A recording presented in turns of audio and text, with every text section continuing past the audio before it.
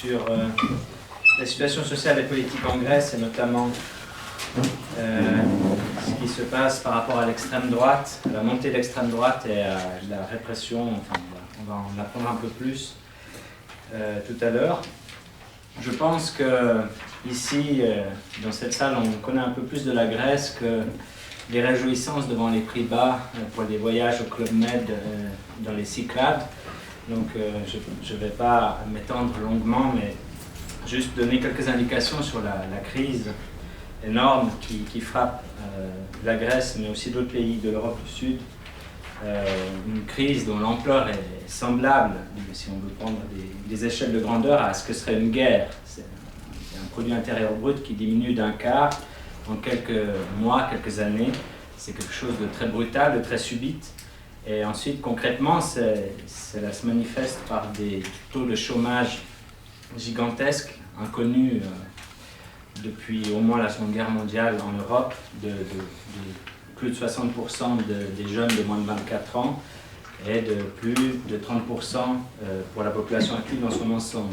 Ça, c'est un aspect, mais qui a des impacts beaucoup plus larges, puisque ceux qui ont la chance d'avoir du travail gagnent pour le salaire minimum officiel, ce qui signifie que souvent ils sont payés moins, parce que leur taux d'emploi est aussi plus bas que le temps plein. Les moins de 25 ans ont un salaire minimum officiel de 390 €, donc ça signifie environ 500 francs suisses, ça vous donne une idée, avec des prix qui ne sont pas très éloignés que ceux qu'on connaît ici. Et les personnes plus âgées ont un salaire minimum officiel de 590 €. Donc ça donne une idée de comment survivre dans un pays avec aussi peu de revenus. Et aussi une autre idée, pour rembourser, en guillemets, toute cette idée qu'il faut rembourser la dette, se traduit par l'imposition de toute une série d'impôts. Et pour avoir une illustration de ça, si on prend quelqu'un qui, lui, serait privilégié, en guillemets, gagnant 1500 € par mois, si on déduit l'ensemble des impôts, que ce soit sur le carburant, sur le chauffage, sur les voitures, sur toutes ces choses-là, les assurances, il faudrait lui enlever 1000 € par mois. Donc c'est une autre illustration de ça. Et à l'échelle de la société, cela se traduit par la destruction de l'éducation, la fermeture d'universités, d'écoles, mais aussi d'hôpitaux. À Athènes, sur les 22 hôpitaux que compte l'agglomération, 8 ont été fermés. Ça donne une idée, c'est un tiers, avec chaque fois des arguments techniques. Il est indispensable d'augmenter l'efficacité et d'être plus efficient par rapport aux coûts. Bon.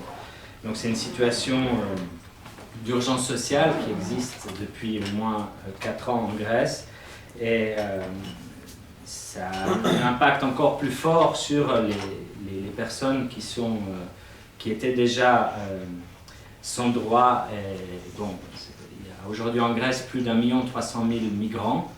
Vous savez que la Grèce est un des pays de passage en Europe, donc avec les accords Dublin, des migrants ont été renvoyés longtemps, mais même la Suisse a cessé de renvoyer des migrants qui passaient par la Grèce, tellement les conditions sont abjectes. Donc pour qu'une administration aussi peu tendre que celle de la Confédération suisse cesse de renvoyer des cas Dublin en guillemets en Grèce, une illustration de l'horreur que c'est, dont plusieurs milliers vivent dans des camps.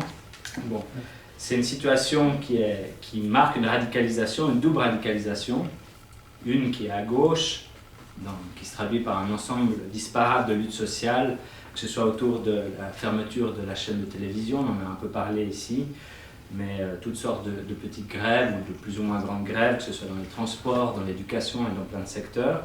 Et on l'a vu aussi se traduire électoralement par la montée de la coalition de la gauche radicale, Syriza, en juin de l'année dernière, qui se maintient encore. Ça, c'est un aspect, mais il ne faut pas oublier l'autre aspect, qui est la radicalisation à l'extrême droite, qui se traduit par, entre autres par Hugues Doré, mais aussi, ça, Panos nous en dira plus tout de suite, par des actes très concrets de chasse aux migrants, de choses de ce type-là. Bon.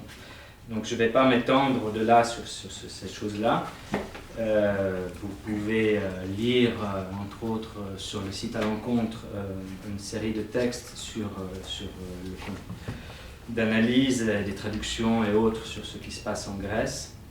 Mais je pense que c'est surtout intéressant de laisser la parole à Panos, qui est journaliste, qui est membre de Syriza et de la plateforme de gauche au sein de Syriza, et qui est aussi un activiste d'une organisation qui s'appelle Deport Racism, donc expulsion de racisme.